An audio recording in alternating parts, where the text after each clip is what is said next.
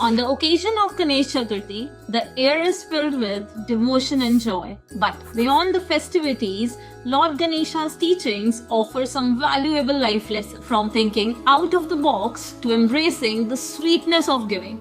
So let's dive into some wisdom of Lord Ganesha. The first one is thinking out of the box. कुछ अलग और नया सोचें.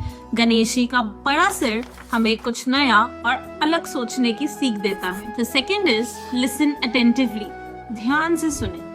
बड़े कान हमें बताते हैं कि हमें सबकी बात बहुत ध्यान से सुननी चाहिए. The third is let go of attachments. मोह को त्यागे.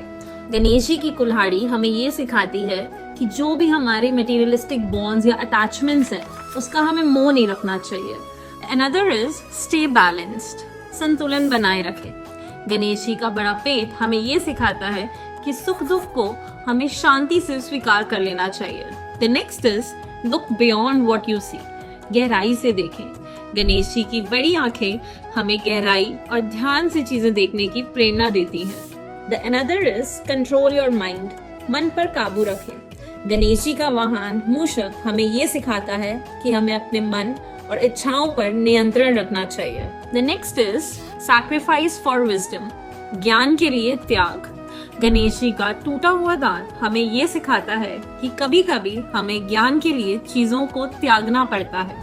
The next is reward of hard work. मेहनत का फल. गणेश जी का जो लड्डू होता है वो हमें सिखाता है कि मेहनत और समर्पण का फल हमेशा मीठा ही मिलता है.